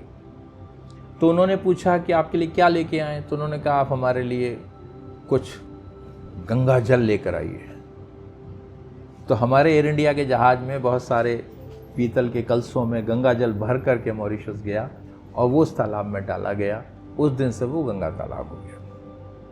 फिर एक बार अटल बिहारी वाजपेयी वहाँ गए, उनको ले गए गंगा तालाब। तो गंगा तालाब के पास उन्होंने देखा ऊपर एक पहाड़ी सी दिखाई दी उनको। तो उन्होंने कहा अरे ये तो हनुमान जी की गढ़ी है। तो वहाँ पर एक बहुत बड़ा हनुमान जी का मंदिर बन गया जिसको ऊपर चढ़ करके जाते हैं। तो ये प्रतीक हैं, हमारे सिंबल्स हैं जो हमारी संस्कृति को रिप्रेजेंट करते हैं। और इन सारे देशों में ऐसे प्रतीक बिखरे पड़े हैं और उनको वो फॉलो करते हैं। मैं आप जैसा और कौन है जो इस काम में लगे हुए हैं? अब उस तरह की रुचि वाले लोग नहीं हैं। लोग जाते हैं नौकरी करने के लिए, वहाँ पर अफसर जाते हैं, मेरे बाद बहुत गए हैं, लेकिन कोई उस तरह का करिश्मा तो नहीं कर सका। हम लोग दोनों मिल के उनको बुलाए थे वहाँ से। हाँ, ये बहुत बिल्कुल आए थे। बहुत यहाँ आपके लिटरेचर फेस्टिवल में लोग आए थे, तो वो कांटेक्ट है। हाँ। अब जैसे वहाँ पर एक हनुमान सिंह थे जो ट्रिनिडाद के अमीन सयानी थे। आप सोचिए जो हिंदुस्तान में अमीन सयानी थे, वीणा का गीतमाला, वैसा कैरेक्टर था हनुमान सिंह। अभी 4 जुलाई को उनका देहांत हुआ है। मुझसे बड़े थे 5-6 साल, और वो इतने बड़े संस्कृत कर्मी थे कि उन्होंने ट्रिनिडाद में एक संस्था बनाई थी बहुत पहले, national council of Indian culture. और वो संस्था जो है सबसे पहले श्री राम कला केंद्र की रामायण को, रामलीला को वहाँ ले गई थी। उन्होंने वहाँ पर अमिताभ बच्चन को, लता मंगेशकर को, कुमार सानू को, इन सब लोगों को बुला के उनकी नाइट करते थे इंडियन कल्चर के लोगों के लिए। और वो हर साल दिवाली करते हैं। उन्होंने बहुत लड़ाई लड़ करके वहाँ की सरकार से कोई 20-25 एकड़ ज़मीन ली, और उसका नाम है दिवाली नगर। और दिवाली पर वहाँ 10 दिन तक बहुत फंक्शंस होते हैं। 9 दिन तो रामायण का यज्ञ होता है, और यज्ञ के बाद भंडारा होता है हज़ारों लोगों का, खाना खाइए। और उसके बाद दिवाली से 2 दिन पहले वो बहुत बड़ी एग्जीबिशन भी लगाते हैं उस ग्राउंड के अंदर, और भारत से बड़े लोगों को बुलाते हैं। जब हम थे एम्बेसी में, उन दिनों हरिप्रसाद चौरसिया गए थे, और वंशी राव का ग्रुप गया था, कथकली का ग्रुप गया था, अमजद अली खान गए थे। ये सारे लोग दिवाली पर जाते हैं, परफॉर्म करते हैं, और 20-20 हज़ार लोगों की भीड़ उस छोटे से देश में उस दिवाली नगर में इकट्ठी हुई। चलिए एक बार हम दोनों मिलके हाँ पूरा इंडियन डायस्पोरा देख के आते हैं। चलिए, अरे वंडरफुल, आप साथ जाएंगे तो खर्चा भी नहीं करना पड़ेगा। हम लोग दोनों मिलके, आपको चिंता करने की जरूरत नहीं है, वो स्पॉन्सरशिप उनको मिल जाएगा। अच्छा, देखिए वो, चलिए एक बार निकलते हैं। हाँ, लेकिन वो डायस्पोरा में आपका पूरा जीवन का एक्सपीरियंस खत्म नहीं होता, तो शुरुआत है जी बिल्कुल। उसके बाद फिर आप और सीधा जापान चले गए क्या? नहीं, मैं उन दिनों मॉरिशस में पोस्टेड था, और जापान के एक प्रोफेसर ताकेशी फुजी की चिट्ठी मेरे पास आती है कि रित्वन जी, क्या आप मेरी यूनिवर्सिटी के अंदर हिंदी के प्रोफेसर बन करके आएंगे? अब मैं बहुत चक्कर में पड़ गया कि जापान में ये कौन है जो मुझे बुला रहा है, और मैं मॉरिशस में हूँ। चिट्ठी घूमते हुए हिंदुस्तान से मॉरिशस पहुँची थी 1-2 महीने के बाद। मैंने कब से जगह भर गई होगी, इतने दिन कौन इंतज़ार करता है किसी आदमी की चिट्ठी का। तो मैंने चिट्ठी डाल दी कि चिट्ठी आपकी मुझे मिल गई है और मैं पसंद करूँगा आना, लेकिन मेरी परिस्थिति ऐसी है कि मैं कॉलेज से छुट्टी लेके गया हुआ था 3 साल की। और डेपुटेशन? हाँ, और ये 2000 छुट्टी भी नहीं था, वो डेपुटेशन भी नहीं, डेपुटेशन की छुट्टी थी। अच्छा, लीव ऑन डेपुटेशन कह लीजिएगा। तो मैं ये बात है जुलाई 2001 की, और वो मुझे 2002 अप्रैल से चाहते थे, और मेरा कॉन्ट्रैक्ट खत्म हो रहा था फरवरी 2002 में। तो मैंने कहा तो बड़ा मुश्किल हो जाएगा, 7 साल में छुट्टी पे रह चुका हूँ, पहले 4 साल की डेपुटेशन मुझे मिला ट्रिनिडाद का, तो यूनिवर्सिटी तो मुझे नहीं देगी। तो मैं फिर दिल्ली आया, फ़्लाइट ली, प्रिंसिपल से बात की, उन्होंने कहा नहीं दूंगी छुट्टी। मैंने कहा मत देना, लेकिन मैं मना कर देता हूँ। उन्होंने मना भी मत करो, ये तुमको जाना चाहिए जापान। तो मैं क्या करूँ, जब छुट्टी नहीं दोगी तो क्या करूँगा। उन्होंने कहा तुम वॉलंटरी रिटायरमेंट ले लो, तुमने 32 साल पढ़ा लिया, तुमको फुल पेंशन मिलेगी, चले जाओ। मैंने कहा मुझे पैसे की दिक्कत नहीं है, आज 2002 में मैं जाऊंगा, 2004 में लौट आऊंगा, मेरा रिटायरमेंट 2014 में है, मैं 10 साल क्या करूंगा, खाली बैठ के मर जाऊंगा। तो बोला नहीं नहीं नहीं, भरोसा करो भगवान पर, चले जाओ। मैं बड़ी दुविधा में था कि क्या करूं, मैं चला गया। अब मैं मनी मन ये सोचता था कि मुझे जापान से बुलाने वाला है कौन, मैंने तो अप्लाई नहीं किया, ना मैं जानता हूँ। वहाँ जाने पर मुझे पता चला कि जो ताकेशी फुजी प्रोफेसर हैं वो 82-84 में मेरे स्टूडेंट थे हिंदू कॉलेज में। तो मेरे हिंदू कॉलेज में जापान के, कोरिया के, फिजी के, इन सब, मॉरिशस के, ये सब देशों के लोग आते थे और पढ़ते थे, चले जाते। तो कितना याद कोई रखेगा। तो मुझे नाम याद नहीं था, ये याद था कि कुछ जापानी आए थे पढ़ने के लिए, कोरिया के भी आए थे। तो जब वो एयरपोर्ट पर मिले तो उन्होंने कहा रित्वन जी आपने मुझे पहचाना नहीं। बदल जाता है चेहरा, कितने लगभग 10-15 साल हो गए थे। तो बोले मैं वो फुजी हूँ जो आपकी क्लास में पढ़ता था। मैंने कहा अच्छा, आप समझ में आया। तो मैं गया मैंने यूनिवर्सिटी में काम शुरू किया। फिर मैंने उनको बताया कि मैं तो रिज़ाइन करके आया हूँ। तो बहुत परेशान हुए, बोले आप फिर लौट के क्या करेंगे। तो 6 महीने के बाद मेरे पास आके एक दिन कहते हैं डॉक्टर ऋतुपर्णा जी आपके लिए एक अच्छी खबर लाया हूँ। मैंने बोलिए। बोले अब आप 2 नहीं 4 साल में जाएंगे। वो इतने दिन काम करता रहा, सरकार से चिट्ठी लिख करके कि नहीं इनको जल्दी नहीं भेजना है। तो मैंने कहा ठीक है, अब 4 साल रह लेंगे। 4 साल के बाद मेरी यूनिवर्सिटी का करैक्टर बदल गया। पहले वो गवर्नमेंट की थी, अब वो प्राइवेट कॉरपोरेशन बन गई, वहाँ पर जापान में होता है। तो उन्होंने क्या किया कि उस नए कॉरपोरेशन से मेरा फिर कॉन्ट्रैक्ट नया साइन करा दिया। इस तरह से मैं वहाँ पर, मैं जापान से रिटायर होकर के भारत लौटा। तो इस तरह से 14 ईयर्स 10 साल। 10 साल। और यहाँ आने के बाद मेरा भाग्य कि फिर वो के बिरला फाउंडेशन में डायरेक्टर की ज़रूरत थी, तो उन्होंने मुझे वहाँ घेर लिया। अभी भी तो आप ये देखिए कि सन 1971 से सन 2025 तक मैं 1 साल छोड़कर काम पे रहा हूँ। तो इसलिए मैं बहुत भाग्यशाली हूँ और आज आपसे बात भी हो रही है। तो ये सब कुछ है। तो जापान में जब मैं था तो मैं हिरोशिमा गया, और हिरोशिमा का वो सब दृश्य देख करके मैं बहुत बेचैन हो गया। कई रात नींद नहीं आई कि कैसे हुआ, क्या हुआ। मैं अपनी क्लास में जो पढ़ाता था उसकी कोई बहुत मोटी तैयारी हम नहीं करते थे, क्योंकि उनका ये नियम था कि कोई टेक्स्ट नहीं चाहिए, हमको कुछ नहीं चाहिए, आप मेरे बच्चों को अच्छी हिंदी बोलना सिखाइए, बातचीत की हिंदी सिखाइए। तो मैं ज़्यादा से ज़्यादा ऐसे कोर्स बनाता था जिसमें इंटरेक्शन हो।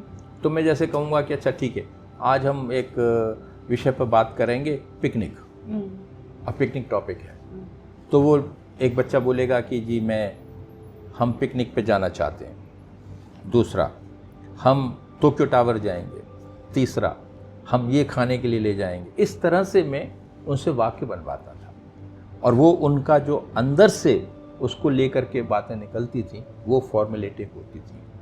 तो मैं जब हिरोशिमा से लौटा तो मैंने कहा कि आज की क्लास में हम हिरोशिमा को लेकर बात करेंगे।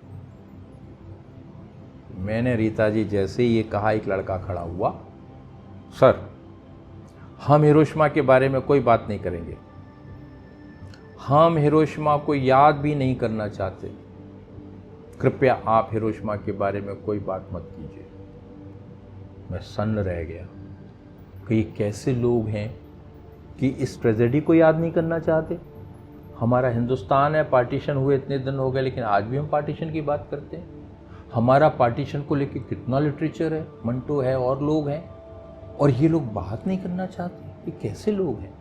मैं फिर 2-3 दिन बेचैन रहा, और तब मैंने एक कविता लिखी थी, हिरोशिमा की याद। वो कविता मैं आपको सुना देता हूँ, ये मैं सुना देता हूँ। इसी किताब का जिसका कल विमोचन हुआ है, ये असमी भाषा में इसका अनुवाद हुआ है। तो ये किताब जो है ये बाइलिंगुअल है, और इसमें ये इसके लेफ्ट पेज पर हिंदुस्तान के बहुत बड़े पेंटर हैं अशोक भौमिक, उनकी पेंटिंग्स लगी हुई हैं, और उसके सामने ये मेरी कविताएं हैं। हर पेज पर पेंटिंग है और हर पेज पर कविता है। तो ये एक तरीके की जुगलबंदी है कविता की और कला की, और ये हमने किताब बनाई है। तो ये मैं एक कविता आपको पढ़ के सुना देता हूँ। ये तो जो 80 साल तक हम लोग कैरी कर रहे हैं एक ट्रेजिक हिस्ट्री को, जी, इसको जी, उसको लेकर के लोग का जितना डेथ हुआ है, तो इसलिए इसमें in memory of those people. Yes, तो मेरा अपना ये जो विचार था कि आज 80 साल बीत जाने पर भी दुनिया में इन 2 बम के अलावा तीसरा एटम बम नहीं चला है। क्यों? क्योंकि ये जो ट्रेजेडी थी ये इतनी मैसिव थी, इतनी बड़ी थी कि दुनिया को एक सबक मिला कि अगर ऐसा फिर हुआ तो कोई नहीं बचेगा। तो इसलिए मेरा एम्फेसिस कविता में ये आया, बचाए रखना ज़रूरी है हिरोशिमा की याद, हिरोशिमा की याद ही रोकेगी और हिरोशिमा होने से। इसलिए कहता हूँ जले जिस्म पर फफूलों के निशान, और खोपड़ी से अचानक उखड़ गए बालों की तस्वीरों को बार बार दिखाओ दुनिया को, है ना। उस चमक के बारे में लिखो। चमक शब्द, वो जो ब्लास्ट से जो आग निकली थी, रोशनी हुई थी, उसको जापान के अंदर चमक बोलते हैं। हिंदी का वर्ड है चमक तो, लेकिन रोशनी के रूप में, लाइट। उस चमक के बारे में लिखो जिसने रोशनी नहीं अंधेरा भर दिया था चारों ओर। वो रोशनी नहीं थी, अंधेरा था रोशनी की शक्ल में। उस चमक के बारे में लिखो जिसने रोशनी नहीं अंधेरा भर दिया था चारों ओर। उस काली बारिश के चित्र बनाओ जिसने खेतों में गेहूं नहीं कैंसर के पौधे उगाए थे। उस भट्टी के बारे में बताओ जिसके ताप से लोहा भी पिघल गया। लोग भूलते जा रहे हैं हिरोशिमा की वो सुबह जब घड़ी में 8:15 हुए थे, जब आसमान का सूरज धरती के सूरज से हार गया था। भूलते जा रहे हैं लोग उस चमक की बात, लाखों भट्टियों के एक साथ धधकने की बात, पत्थरों पर छपी हुई परछाइयों की बात। लोग भूलते जा रहे हैं। भूलना उनका स्वभाव है, भूलेंगे नहीं तो जिंदा कैसे रहेंगे। हम अगर सब चीज़ याद ही करते रहें तो जिंदा नहीं रह सकते, दुख को भूलना पड़ता है। तो भूलना उनका स्वभाव है, मनुष्य का स्वभाव है। भूलेंगे नहीं तो जिंदा कैसे रहेंगे, लेकिन जिन्हें नहीं मालूम हिरोशिमा का सच उन्हें कौन बताएगा। आज 80 साल बाद कौन है जो बताएगा कि हिरोशिमा में क्या हुआ। इसलिए मैं कहता हूं कि ये करो। तो लेकिन जिन्हें नहीं मालूम हिरोशिमा का सच उन्हें कौन बताएगा, जब हम नहीं रहेंगे तब हमारे बेखबर बच्चों को कौन समझाएगा अणुबम की आग का मतलब। जल्दी ही हिरोशिमा और नागासाकी शब्द भर रह जाएंगे। उस महाविनाश का हाल बताने वाला संजय भी जब चला जाएगा, हाँ महाभारत का संजय, जल्दी ही हिरोशिमा और नागासाकी शब्द भर रह जाएंगे। उस महाविनाश का हाल बताने वाला संजय भी जब चला जाएगा, तब कोई कैसे जानेगा कैसे बरसी थी आसमान से मौत। लोग अनगिनत लोग एक बूंद पानी को तरसते भाप बन उड़ गए थे। कैसे जान पाएंगे हमारे बच्चों के बच्चे या बच्चों के बच्चे, हमारे बच्चों के बच्चे कैसे जान पाएंगे कि आज हिरोशिमा की मोतोयासु नदी में बहती रंग बिरंगी कंदीलों में, वहाँ पर कंदील जैसे हमारे गंगा में सिराते हैं ना, ऐसे हिरोशिमा डे पर कंदील बनाते हैं कागज की। उसके अंदर एक मोमबत्ती होती है और उसकी गर्मी से वो बहती चली जाती है नदी के किनारे। वो एक तरीके का श्राद्ध है, तर्पण है। तो कैसे जान पाएंगे हमारे बच्चे और बच्चों के बच्चे कि आज हिरोशिमा की मोतोयासु नदी में बहती रंग बिरंगी कंदीलों में जलती मोमबत्तियों की कांपती लौ उनके पूर्वजों की ऐंठ सी देह की परछाइयाँ हैं। इसलिए कहता हूँ बचाए रखना ज़रूरी है हिरोशिमा की याद। ये याद ही रोकेगी और हिरोशिमा होने से, ये याद ही रोकेगी और हिरोशिमा होने से। तो ये कविता मैंने उस क्लास के बाद जब बच्चों ने कहा हम याद नहीं रखना चाहते हैं, तो उस रिएक्शन में मैंने लिखी। फिर कई कविताएं बनती चली गईं। इस तरह से 5 कविताओं का एक छोटा सा संग्रह हमने 2017 और भी है हिरोशिमा का। जी सारी हिरोशिमा की हैं। तो ये 5 कविताओं का संग्रह है। तो ये जब तैयार हो गया तो मेरे जापान के प्रोफेसर हिदेयाकी इशिदा जी ने इसका जापानी में अनुवाद किया। तो पहली बार ये किताब 1917 में जब छपी तो हिंदी, जापानी अनुवाद और अशोक भौमिक की कविताएं पेंटिंग्स के साथ ये छपी थी। फिर हम 2017 में या 18 में गए थे जापान, तो वहाँ पर पीस म्यूज़ियम में जाकर मिले थे और इस किताब को रिलीज़ किया था, उनको दिया था हिरोशिमा जा कर के। फिर तमिल के एक प्रोफेसर हैं मिस्टर मालन और जर्नलिस्ट हैं, बहुत बड़े लेखक भी हैं। उन्होंने जब इसकी कविताएं पढ़ी तो वो भी बहुत मूव्ड हो गए थे, तो उन्होंने इसका तमिल में अनुवाद किया। उसके बाद किसी ने इसका कोंकणी गोवा की भाषा में अनुवाद किया, फिर पंजाबी में अनुवाद किया। उसके बाद में ये अब असमी में आया है। और एक ऑस्ट्रेलिया यूनिवर्सिटी के प्रोफेसर थे सुभाष जयरथ, उन्होंने इसका अंग्रेजी में अनुवाद किया। अब गुजराती का अनुवाद भी छपेगा और 7 सितंबर को इसका बांग्ला अनुवाद विमोचन होगा। तो हिरोशिमा एक ऐसा विषय है जिससे पूरी दुनिया परिचित है, उसके दुख से, उसकी ट्रेजेडी से, और एक भय भी हमारे सुरों पे लटका हुआ है कि अगर आज हम लोगों के साथ हिरोशिमा जैसा होगा तो क्या होगा। हिरोशिमा नहीं होना चाहिए, ये विचार भी मन में आता है। तो ये सारी चीज़ें हैं, इस तरह का काम होता है तो सब मैदान पे उतर आते हैं, लड़ाई चाहिए बिल्कुल। अब आपके देखिए ना, यूक्रेन में और रशिया, इन लोग लड़ रहे हैं, एक दूसरे को आगे बढ़ा रहे हैं। तो ये भूल गए कि सेकेंड वर्ल्ड वॉर में किस तरह से हिटलर या मुसोलिनी या इन लोगों ने सब किया और कितने लाखों लाख लोग मर गए, करोड़ों में कहना चाहिए। 60 लाख तो यहूदियों को गैस चैम्बर में मारा गया, ऐसा कहा जाता है। लेकिन जो सैनिक लड़ते लड़ते मर रहे हैं खंदकों में, खाइयों में, उनकी तो कोई गिनती ही नहीं है।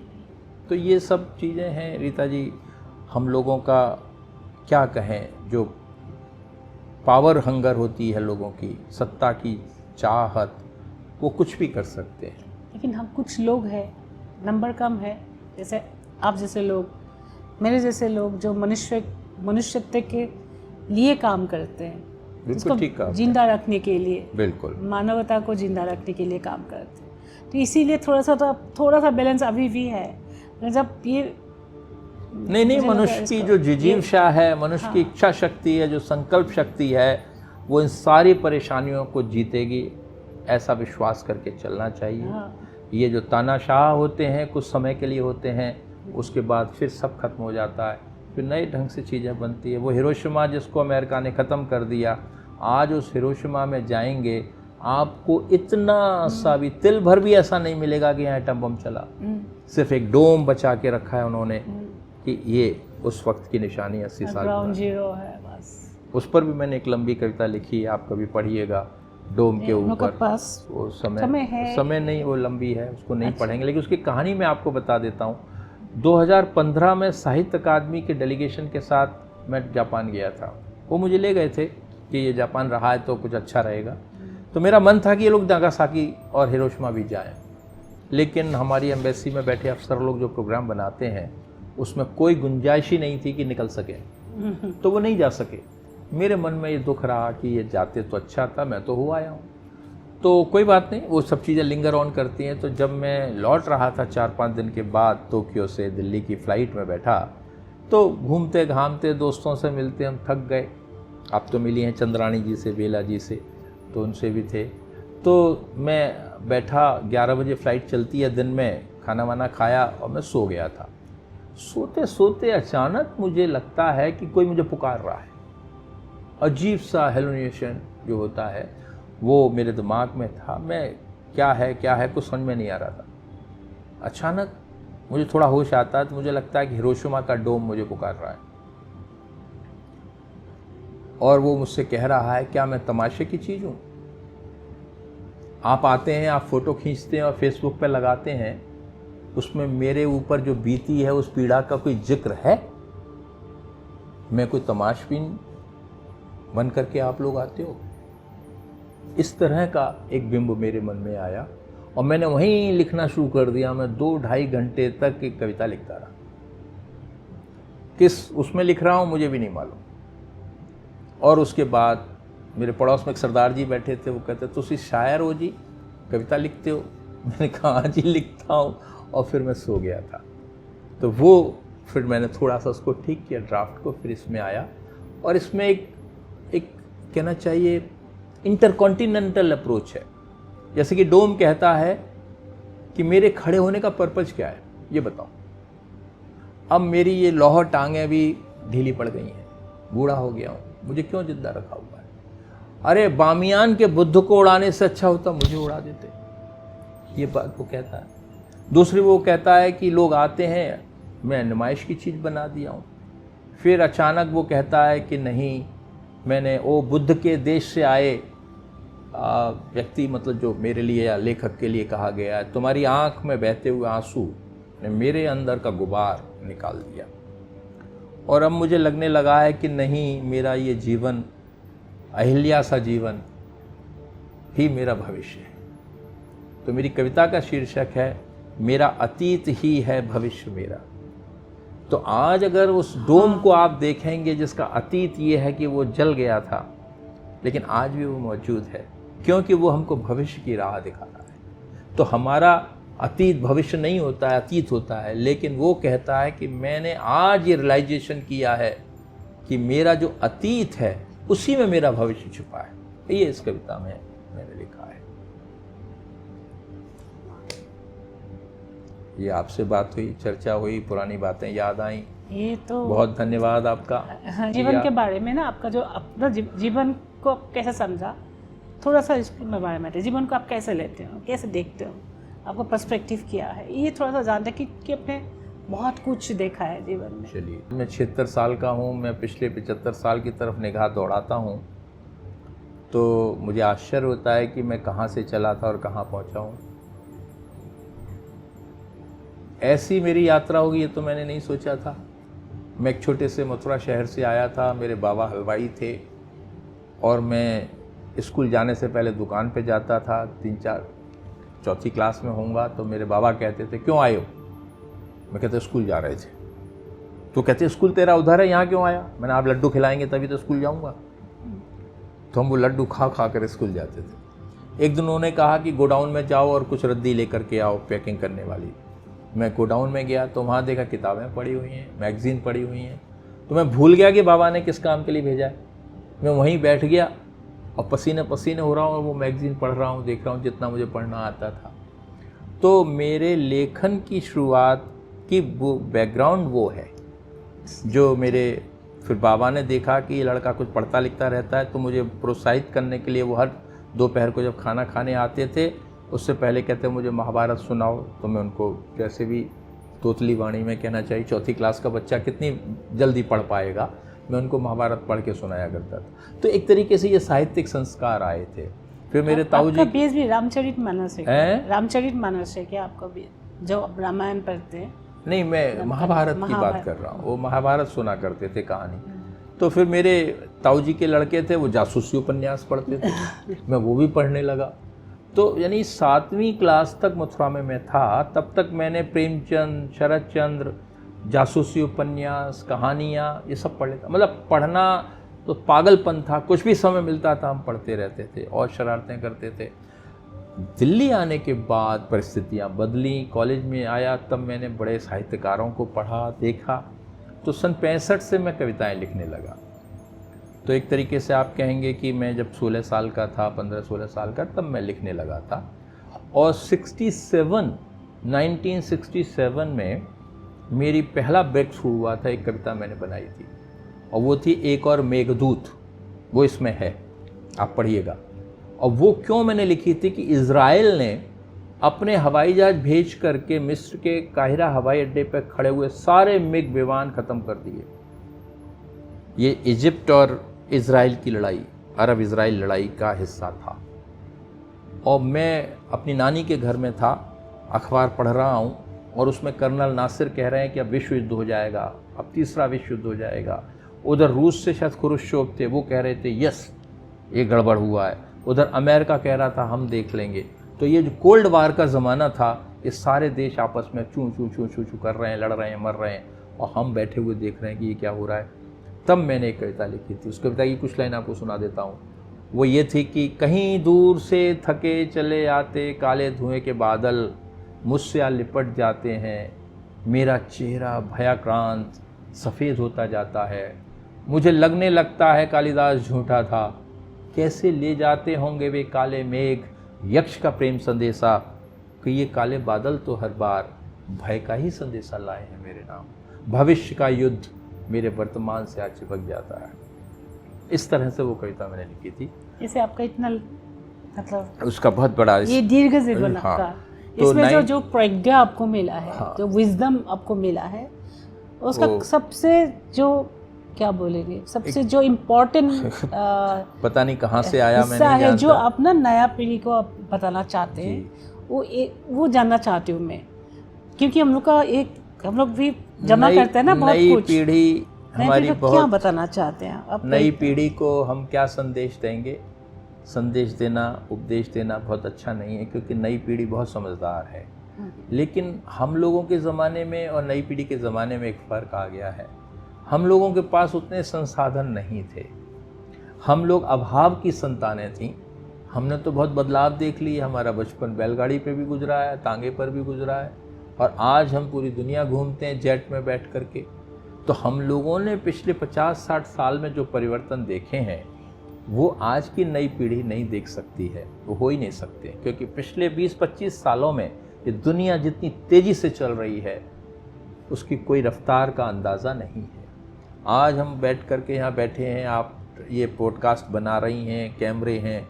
हमें याद है सन 60-61 में शायद फिलिप्स कंपनी ने अपने कैमरे और ये सब दान दिए थे, तो उससे दिल्ली दूरदर्शन बना था।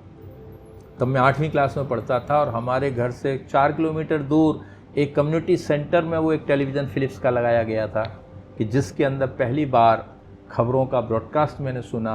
प्रतिमा पुरी और ये लोग थे उसके अंदर, और ब्लैक एंड वाइट था। तो हम बहुत दूर दूर से लोग जाते थे, बड़े आश्चर्य से देखते थे, अरे टेलीविज़न पे कुछ हो रहा है। और वो यूरी गगरीन तो पहली बार टेलीविज़न पे इंटरव्यू लिया था उनका, वो मैंने देखा था। तो उस ज़माने से आज टेलीविज़न ये सब कुछ आपके हाथ में आ गया। तब हम सोच ही नहीं सकते थे कि टेलीविज़न खरीदना कितना महंगा होता था। और जब रामायण आने शुरू हुई थी सीरियल, तो लोगों के घरों में टेलीविज़न कहाँ होते थे। हम लोगों के घरों में टेलीविज़न था, ब्लैक एंड वाइट था, तो लोग आकर के दरिया बिछा करके उनके स्वागत में कहते थे बैठिए रामायण देखिए। उस जमाने से आज आपके कोने में बैठ करके आप पूरी रामायण महाभारत देख लीजिए, क्या नहीं देख लेंगे दुनिया का। तो ये जो परिवर्तन है इतना बड़ा, इसके बीच में अगर मैं किसी युवा को कहूँ कि तुम सारा दिन बैठ करके ये व्हाट्सएप पर, चैट पर और फेसबुक पर लगे हुए हो, तो बुरा मान जाएगा, उसको नहीं समझ में आ रहा, क्योंकि उसको पीढ़ियों का अंतर है, उसने वो ज़माना नहीं देखा। और ये उसका दुर्भाग्य भी है, सौभाग्य भी है। हमारा दुर्भाग्य ये है कि हम कल तुलना करते हैं, अरे एक वो ज़माना था और एक ये ज़माना है, हम कहाँ जाएं, क्या करें। अपने छोटे बच्चों से भी अगर कहते हैं कि भाई ये तुम काम कर, इतना भी नहीं आता आपको करना, ये दिक्कत है। तो नई पीढ़ी के अंदर अनंत संभावनाएं हैं, उसको खुद एक्सप्लोर करना होगा कि मुझे कहाँ जाना है, ये ज़रूरी है। तो ये जो सेल्फ रियलाइजेशन होता है किसी भी आत्मा का, किसी भी व्यक्ति का, किसी युवा का, वही उसकी ड्राइविंग फोर्स होती है। अगर वो सिर्फ यही सोचता रहेगा कि ये फेसबुक कर लूँ, ये व्हाट्सएप पे मैसेज दे दूँ, चिट चैट कर लूँ, तो वो वहीं का वहीं रह जाएगा। लेकिन उसमें से भी कुछ निकाला जा सकता है जिस दिन वो ये एक्सप्लोर करने लगा कि जैसे अब आजकल आप पॉडकास्ट बना रहे हैं, ये भी तो इस टेक्निक से ही निकला हुआ एक एक्सप्लोजन है, एक एक्सपेरिमेंट है, जिससे आप न जाने कितने लोगों तक अपनी बात पहुंचा रहे हैं। और जब आप अपनी बात किसी भी व्यावसायिक लाभ से अलग हो करके और एक नैतिक कर्तव्य के रूप में लोगों तक पहुंचाएंगे, तो उसके सकारात्मक रूप सामने आएंगे। हम सिर्फ व्यापार, और जब कोई भी हम आज व्हाट्सएप पर कोई चीज़ देखते हैं तो विज्ञापन पहले आ जाता है, यूट्यूब पर देखते हैं तो विज्ञापनों की लाइन लग जाती है। अब खबर सुनने का ही मज़ा ख़त्म हो गया। पहले टेलीविज़न पर, रेडियो पर 15 मिनट का एक न्यूज़ का कैप्सूल आता था, पूरी दुनिया की खबर मिल जाती थी। आज पूरे दिन आप सुनते रहिए, कोई न्यूज़ पता नहीं चलती। सब न्यूज़ है लेकिन कुछ नहीं पता चलता, क्योंकि सब अपनी खिचड़ी उसमें मिला रहे हैं जम करके व्यूज़। तो सबके अपने स्वार्थ मिल गए हैं। स्वार्थ बहुत प्रमुख हो गया है, और स्वार्थ एक ऐसी काई है जिस सतह पे जम जाती है तो उसके नीचे जो स्वच्छ पानी है वो नहीं दिखाई पड़ता। तो हमारी जो ये झील है जीवन की, उसके ऊपर न जाने कितने तरह के आकर्षण, स्वार्थ, ईर्ष्या, इस सब की काई जम गई है। वो काई अगर युवा पीढ़ी ख़त्म कर दे तो मैं सोचता हूँ हमारा भविष्य बहुत उज्जवल होगा, उनका भी होगा।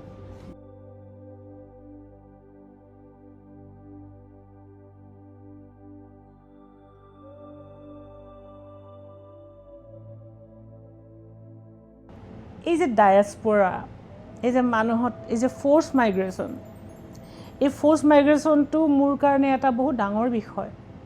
মই যি দুটা মূল কথা মোৰ জীৱনৰ, মই যিমানে পৰিণত হৈ আহিছোঁ সিমানে দুটা মূল বিষয়ক লৈ মই কাম কৰিব চেষ্টা কৰি আছোঁ। এটা হ'ল ফ'ৰ্চ মাইগ্ৰেশ্যন, এটা হ'ল যুদ্ধ বিৰোধিতা। এই দুটা বিষয় লৈ মই কাম কৰি আছোঁ। আৰু আজিৰ এই দিনটোত মই বিচাৰোঁ যে 80 বছৰ আগৰ, ইতিমধ্যে বিশ্বৰে 80 বছৰ বিভিন্ন ঠাইত, বিশ্বৰ মিডিয়াই, বিভিন্ন মানুহে এই দিনটোক তেওঁলোকে স্মৰণ কৰি সেই ঠাইত, সেই সময়ত কষ্ট পোৱা সকলো মানুহৰ কাৰণে, এটম বোমৰ আঘাতত বিধ্বস্ত হোৱা দুখন চহৰৰ নাগৰিকসকলৰ কাৰণে তেওঁলোকে প্ৰাৰ্থনা কৰিছে। দ্বিতীয় বিশ্বযুদ্ধত মৃত্যু হোৱা অজস্ৰ মানুহৰ কাৰণে প্ৰাৰ্থনা কৰিছে আৰু শান্তিৰ কাৰণে প্ৰাৰ্থনা কৰিছে। হওক আমিও শান্তিৰ কাৰণে প্ৰাৰ্থনা কৰোঁ। আৰু আজি সমাপ্তিলৈ অহাৰ সময়ত মই আমাৰ ওচৰত উপস্থিত থকা, আমাৰ লগত উপস্থিত থকা প্ৰফেচৰ ঋতুপৰ্ণ, সুৰেশ ঋতুপৰ্ণ, তেখেতকো তেখেতৰ প্ৰেজেঞ্চত, কাৰণ তেওঁৰ কবিতা কিতাপ এখন ওলাইছে, সেই কিতাপখনটো আপুনি ক'লোৱে ইতিমধ্যে যে কিতাপখন অসমীয়ালৈ অনুবাদ হৈছে আৰু তাত নাগাচাকি এটম বোমত ক্ষতি হোৱা মানুহক বিষয় লৈ তেওঁ কবিতা লিখিছে।